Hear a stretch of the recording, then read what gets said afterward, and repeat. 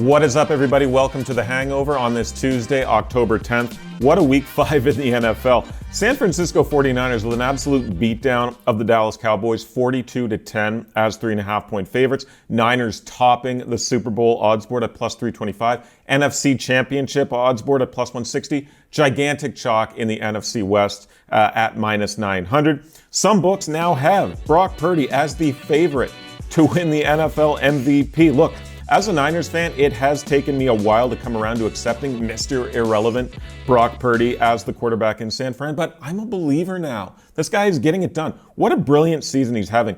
5-point favorites the 49ers are in Cleveland in Week 6. Solid week for underbettors as well. 9-5 on the week, now 44-34 on the season, cashing at a rate of 56.4%. One team remains a perfect underbet on the season at 5-0. That is the New Orleans Saints. 96 points scored for the Saints, 76 against. In fact, the entire NFC South is a cash cow for underbettors. Saints 5-0, of course. Falcons 4-1 on unders, Bucks 3-1, and Panthers 3-2. Quick news, Justin Jefferson heading to IR. He'll miss the next 4 games. Just a terrible start to the season for the Minnesota Vikings. Vikes currently 2.5-point road faves at the Bears in Week 6. One last note in the NFL. This is from Brandon Perna on Twitter, but the Broncos' 5 losses have come against former head coach Josh McDaniels, former defensive coordinator Jack Del Rio, former head coach Vic Fangio, former ball boy Mike McDaniel, and former head coach Nathaniel Hackett. That is just so great. I love that stat.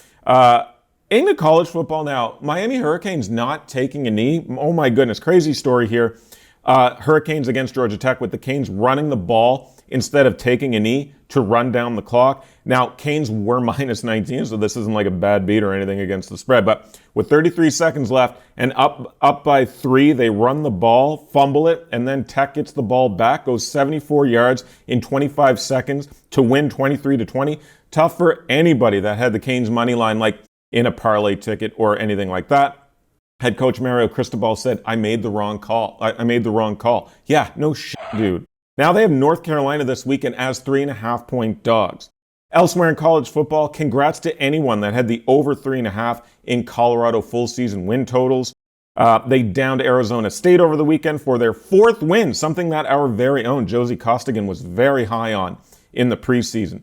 Over in baseball, the Atlanta Braves needed a response in Game 2 against the Phillies, and they certainly got it. Phillies up 4-0 in the 6th. I think the Braves are around 6-1 on the live money line or something like that. And the Braves come all the way back, but have a 5-4 lead in the 9th with Bryce Harper on first base. Nick Castellanos up at the dish. He hits one that would have apparently been a home run in 5 different MLB ballparks. A 6.10 expected batting average. Michael Harris all over it, catches it, and then fires it back to double off Harper. Absolutely incredible finish. Big time momentum swing for that series. Great series. Congrats if you took the Braves live when they were down 4-0. Quick look at Premier League futures. Tottenham is top of the table going into another dreaded international break. 11-1 to win the league. Man City still atop futures markets at minus 150. Arsenal 4-1 next on the odds board. I think we are potentially in for a very interesting title race in the Premier League. 3 games on the NHL board as the puck drops on the season tonight. Preds at Tampa, Chicago at Pittsburgh, and the Kraken at the Golden Knights. Thank you for watching me on the Hangover here this morning. Check me and Tony out on The Huddle Friday, episode 3 coming your way to close the week on YouTube and wherever you get your podcasts.